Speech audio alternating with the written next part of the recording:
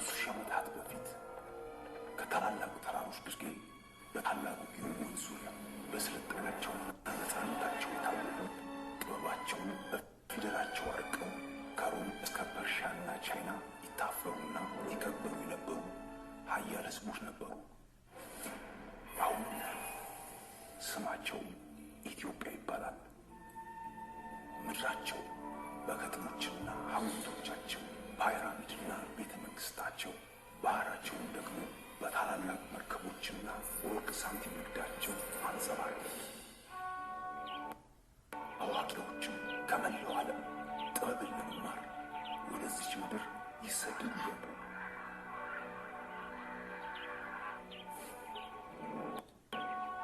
ይህ የእኛ ታሪክ ነው።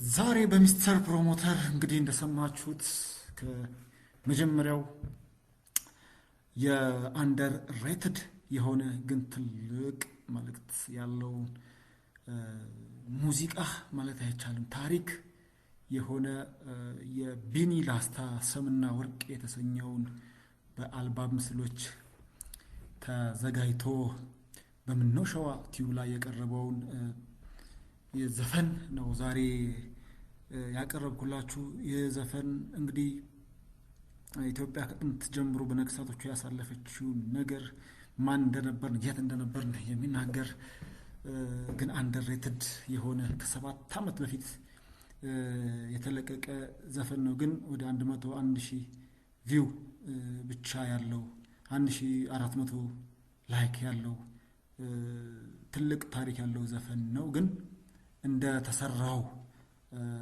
ስራ እንዳስተላለፈው መልእክት እንደነገረን ታሪክ ግን አንደርሬትድ ሆኖ ያገኘሁት ዘፈን ነው። እንግዲህ ቢኒ ላስታ ክሊፑ ላይ ገብታችሁ ብታዩት ትልቅ አቅም ያለው ስራ ነው የተሰራው በዚህ ሰምና ወርቅ በሚለው ዘፈን ላይ።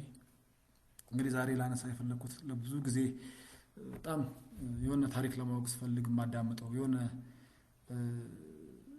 አሁን ከሚወጡት እነዚህ ተራ የሆኑ ወይ ደግሞ ምንም ግጥማቸው ዜማቸው ከማይስብ ዘፈኖች በጣም በቃ በወቅቱ ጎልቶ የወጣ ዘፈን ነበር። ግን ያው የእይታ መጠኑ በጣም አናሳ ነው።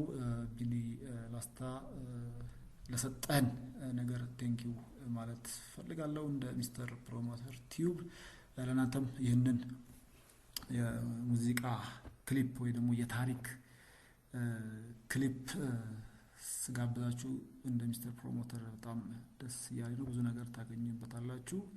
ኢትዮጵያ የት እንደነበረች ማን እንደነበረች እነማን እንደነበሩ በዛ ጊዜ የሚናገር 7 ደቂቃ ከ23 ሰከንድ ርዝማኔ ያለው የዘፈን ታሪክ ነው። ዋክስ ኤንድ ጎልድ የሚለውን የ2019ን የቢኒ ላስታን ዘፈን ጋበዝኳችሁ።